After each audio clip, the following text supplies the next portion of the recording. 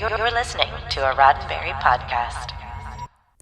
Today's Friday, June 18th, 2021, and this is your daily Star Trek news from the Roddenberry Podcast Network. On today's show, celebrate the first American woman in space by joining the National Air and Space Museum's #ShineLikeSally event. We're mourning the loss of actor Lisa Baines after a tragic hit-and-run accident, and I've got the answer to Tuesday's trivia question. I'm Alison Pitt, and today's show is sponsored by BetterHelp.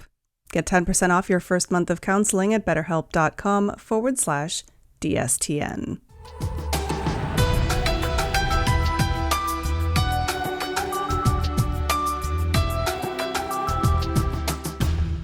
First up today, an event of sorts that didn't quite make it into yesterday's listing. Today, June 18th, marks 38 years since astronaut Sally Ride became the first American woman to travel in space.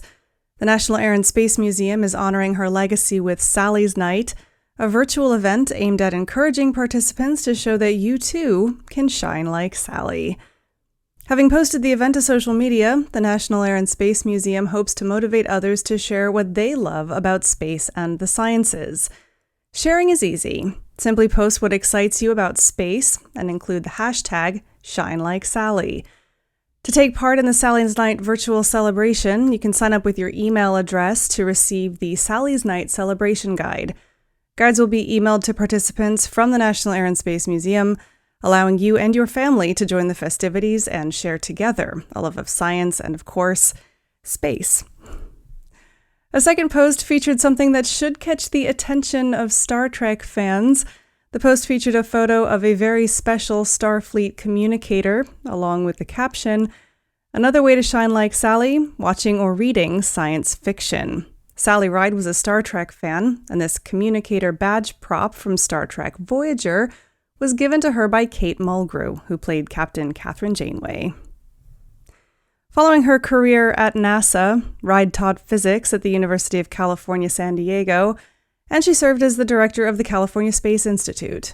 In 2001, Ride co-founded the company Sally Ride Science, producing literature and programs aimed at encouraging children, primarily girls, to pursue the fields of science, technology, engineering, and math. Ride passed away in 2012.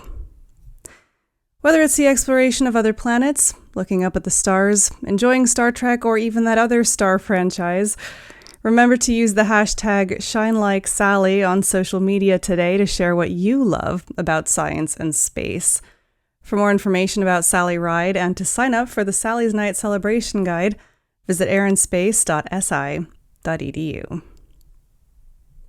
Now, it's a bit of a somber Friday today as tragedy has struck the Star Trek extended family recently, as actress Lisa Baines, who guest starred as Trill Dr. Renhall in the Deep Space Nine episode Equilibrium, has died from injuries sustained in a hit-and-run incident on June 4th, as reported by CNN. Baines, a graduate of Juilliard well known for her work on the stage, was struck by a scooter near Lincoln Center in New York on June 4th, and she never recovered from the traumatic brain injury she received. A press release from the NYPD stated that the scooter ran a red light, striking her, adding the scooter then fled the location, continuing northbound. There are no arrests, and the investigation remains ongoing. Her performance as Dr. Renhall in Deep Space Nine's third season introduced viewers to the Symbiosis Commission, the Trill organization responsible for overseeing the process of joining a Trill symbiont with a suitable host. While treating Jadzia Dax for an unknown ailment, it's revealed that Dr. Renhall and the Commission have withheld important information from the Trill species regarding the joining process. This leads to a tense confrontation with Commander Sisko and Dr. Bashir, who are not willing to let their friend die for a political cover-up. Outside of Star Trek, Lisa Baines was known for her work with Tom Cruise in the 1988 release Cocktail, and she also played Ben Affleck's concerned mother-in-law in the 2014 thriller Gone Girl. Besides Deep Space Nine, she has also appeared in many other TV shows such as China Beach, 6 Feet Under, Boston Legal, and Nashville. Baines is survived by her wife, Catherine Cranhold, who paid tribute to Lisa on Twitter with the simple words, "My Lisa, our Lisa Baines, our huge loss." Please join us here at Daily Star Trek News in sending our condolences to Catherine Cranhold and the rest of Lisa Baines' family. Now, I've got the answer to Tuesday's trivia here in just a moment, but first, a word from our sponsor, BetterHelp. The last couple of years have been a little challenging for many of us, myself included. But if you're struggling, then you should know that you don't have to go through it alone. BetterHelp is an online counseling service that matches you with your own licensed professional therapist, someone who you can connect to in a way that suits you. When you sign up for BetterHelp, you'll fill out a questionnaire that helps them find someone who specializes in the care that you need. Sleep issues, anxiety, self-esteem issues, and grief are just some of the things that they can help with. And of course, anything you share with your counselor is confidential. I want you to start living a happier life today. And as a daily Star Trek News listener, you can get 10% off your first month of counseling by visiting betterhelp.com/DSTN. Join over 1 million people who have taken charge of their mental health.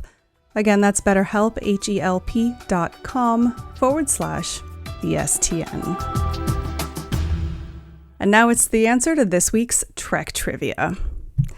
On Tuesday, I asked you, the Star Trek The Animated Series episode The Slaver Weapon was adapted from an existing science fiction short story written by the episode's guest writer. Who was the author, and what was the name of the story? The answer? The guest writer was renowned science fiction author Larry Niven, and the story upon which he based The Slaver Weapon was his short story The Soft Weapon, itself a part of Niven's known space series, from which the Kzinti also originate.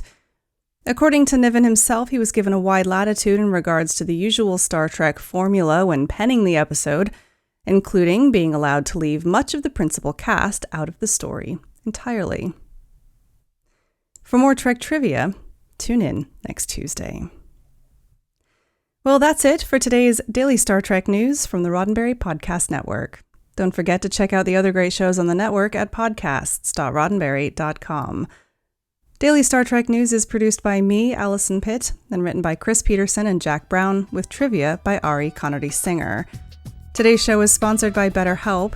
Get 10% off your first month of counseling at betterhelp.com/DSTN. I'm back on Monday with more of the Star Trek news you need to know. I'm Alison Pitt. Live long and prosper. This is a Roddenberry podcast. For more great podcasts, visit podcast.roddenberry.com.